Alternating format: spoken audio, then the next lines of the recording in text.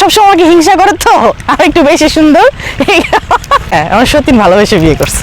আমার বাসায় যাব আমি একরকম হবে, আমার নানার বাড়িতে যাব আরেক রকম হবে, আমি একটু জায়গায় বেড়াতে যাব, খেতে যাব, এক একটা ইয়ে কিন্তু এক এক রকম থাকবে, মানে ভিডিওর মান, ঠিক না? আমি একবার বলছি যে আমি ভিডিওর ইয়া চেঞ্জ করে ফেলবো, ব্যাকগ্রাউন্ড চেঞ্জ করে ফেলবো, এবং আমি ভিডিও করব, বাট এটা হচ্ছে একটা আমার ইয়া অনুযায়ী, স্ট্যাটাস অনুযায়ী আর কি, এভাবে কথাটা বলছি।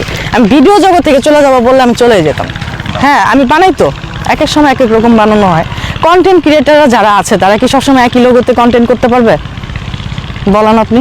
এটা এক একটা সময় এক একটা মুহূর্ত, এটা হচ্ছে পরিস্থিতি বলে দিবে যে কোন জায়গায়। এই যে এখন আমি আপনাদের কাছে একরকম একটা ভিডিও কন্টেন্ট বা এগুলো যাই বলেন, আবার হ্যাঁ এটা হচ্ছে, এটা তো আমি তো বলেই দিই, ভিডিওর ভিতরে তো সব কিছুই থাকে, এখানে আর কি ক্লিয়ার করবো?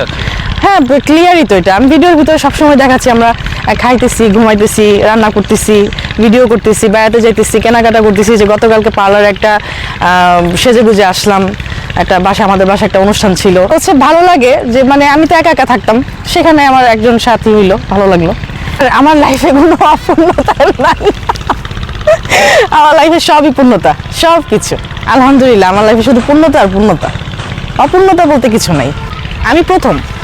হ্যাঁ, এটা তো ইসলামিক ভাবে কোনো খারাপ কিছু না, মানে অনুমতি না দিয়ে তো কোনো উপায় নেই, এটা তো অনুমতি দিতে হবেই, এটা তো আমাদের ধর্মেই আছে। এখানে ব্যর্থতার কিছু না, একটা মানুষ এটা করতেই পারে, এখানে কোনো ব্যর্থতাই নেই। এটা আপনি ভুল একটা কথা বললেন।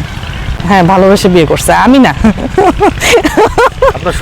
হ্যাঁ, না ঝগড়া করি না, এই মনে করেন যে এই কারণে ওইটা হিংসা করে তো, এই আর কি। মাঝে মাঝে একটা ক্লিপ আপনাদেরকে দেখাই। আমি দাবি করতেছি না, বলতেছি ওর থেকে আটকে রাখার চেষ্টাই করি না, আমি কোনো প্রয়োজন বোধই করি নাই। বলেন কেন?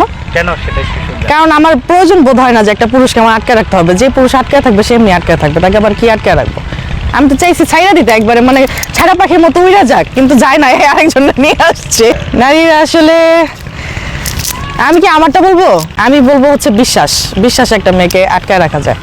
এখানে আমার কাছে মনে হয় না আর কিছু আছে, বিশ্বাসের উপরে কিছু নেই। এখন একটা মানুষকে যখন একটা মানুষ কন্টিনিউ দেখে, আপনি একটা মানুষকে দেখতেছেন খুব কাছ থেকে ফোনে, তার লাইফ স্টাইল দেখতেছেন, তার ব্যবহার দেখতেছেন, আপনি দেখতে দেখতে দেখতে এক সময় আপনার তাকে ভালো লাগবেই। যদি আপনি সিঙ্গেল হয়ে থাকেন ভালো লাগবেই, এটা স্বাভাবিক। একটা মানুষকে প্রতিনিয়ত দেখলে, তার সাথে মানে কথা বলার ইচ্ছা থাকলে, দেখা করার ইচ্ছা থাকলে তাকে ভালো লাগবে, এর জন্য তারা বিয়ের প্রস্তাব দেয়। আমি বলি একটা কথা, আপনারা হচ্ছে যেটা আমার কাছ থেকে নিতে চাইতেছেন ওটা আপনারা নিতে পারবেন না, কথা বুঝছেন? আপনারা যতটুকু চালাক আমি তার চেয়ে আরো বেশি চালাক।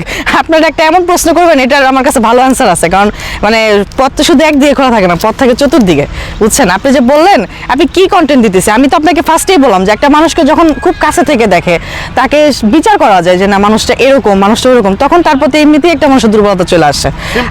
সিম্প্যাথির চেয়ে বেশি হচ্ছে দুর্বলতা, মানে ভালোবাসা কাজ করে। আমার একটা সুন্দর হাসি, আমার সুন্দর ব্যবহার একটা মানুষের ভালো লাগতেই পারে, এটা স্বাভাবিক। আপনার এখন সেটা তো আপনি তাদেরকে ইন্টারভিউ নেবেন যে আপনি বিয়ে হয়েছে, এটা পছন্দ করেন কেন, এটা আমারও বললেন কিভাবে রিপ্লাই করব। আমি আসলে কখনোই না কারো মন জয় করতে পারিনি, বুঝছেন?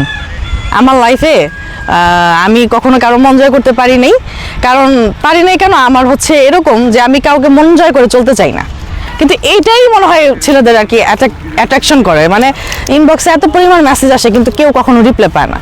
এই জায়গা থেকে আমার কাছে, আমার যেটা পার্সোনাল ধারণা যে এরা মনে হয় মানে এই জায়গা থেকে আমার প্রতি একটু দুর্বল হয়ে যায় যে আসলে ওর সাথে এত যোগাযোগ করার চেষ্টা করি, ও তো মানে কোনোভাবে রিপ্লাই করে না। মেয়েটা মনে হয় খুব ডিমান্ডেবল, ওর সাথে মানে কথা বলা যায়, ওর সাথে ওর ভালোবাসা যায়, এরকমটা মনে করে যে আসলে ভিডিওর সাথে আর বাস্তব চরিত্রের কোনো মিল নেই, এরকমটা। খুব ভালো লাগে আপনাকে, আপনার ভিডিওগুলো দেখি, আপনার সাথে কি একদিন কথা বলা যাবে, আপনার নাম্বারটা কি একটু দেওয়া যাবে, এরকমই।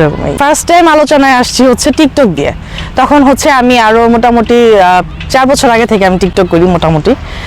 তো তখন আমি টিকটকে ফার্স্ট টাইম হচ্ছে আপনার খুব সুন্দর যে দেখেন না বিভিন্ন বাংলা গান বা বিভিন্ন হিন্দি গান টান দিয়ে, তা আমি তখন হচ্ছে আমাদের সাভার জাহাঙ্গীরনগর আছে না, ওখানে হচ্ছে ওই ইউনিভার্সিটিতে মাঝে মাঝে যেতাম ভিডিও করার জন্য, যে এরকম দিনেই যেতাম। বিশেষ করে কোনো আরো 2-3-4 বছর আগে এই সময় এই সিজনটাতেই আমি ভাইরাল হয়েছিলাম।